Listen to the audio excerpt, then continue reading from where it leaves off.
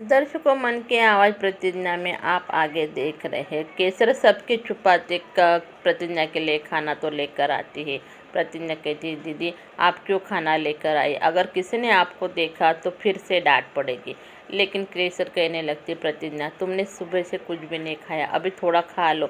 लेकिन प्रतिज्ञा कहती है, नहीं दीदी अभी तो मैं खाऊंगी नहीं। कृष्णा सुबह से गया है और उसके दोस्त के पास भी नहीं, पता नहीं वो इतने देर तो बाहर नहीं रहता। उसके बगैर मैं खाना नहीं खाऊंगी। लेकिन प्रतिज्ञा की बातें सुनते ही केसर फिर से कहने लगते, अरे कृष्णा तो आ जाएगा, प्रतिज्ञा तुम खा लो।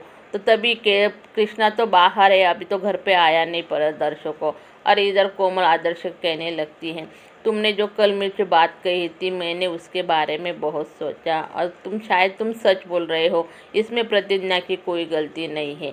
तभी आदर्श ये देखकर मन में मुस्कुराने लगता है और प्रतिज्ञा फिर से कृष्णा के दोस्त को फ़ोन लगाती है और कहती है, भैया जी कृष्णा तुम्हारे साथ है क्या? तभी कृष्णा के दोस्त कहता है कि नहीं भाभी, भैया तुम हमारे साथ नहीं, क्यों क्या हुआ?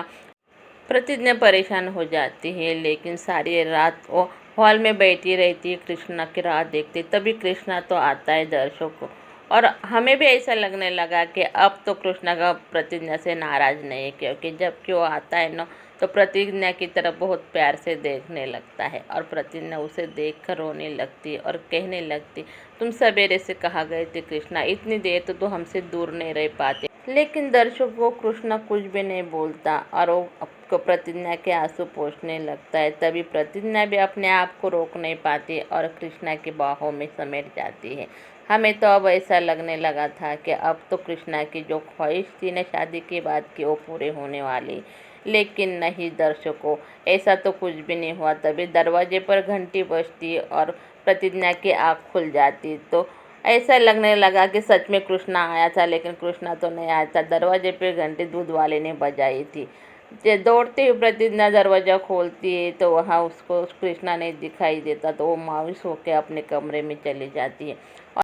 लेकिन इधर प्रोफेसर अपने कमरे में बैठे थे तो नैना जी कोमल को कहती है कि तुम अभी तुम्हारे ससुर जी के लिए नाश्ता लेकर जाओ। कोमल नाश्ता तो लेकर आती है और बोलने लगती है कि अरे ससुर जी, मुझे तुमने डांटा तो मुझे बुरा नहीं लगा, कोई बात नहीं, हमारे यहाँ तो ऐसा ही होता है भाई, तुम अभी नाश्ता कर लो। तो और अच्छा ही हुआ ना आपने डांटा, तो कम से कम मेरे को मालूम तो पड़ा ना।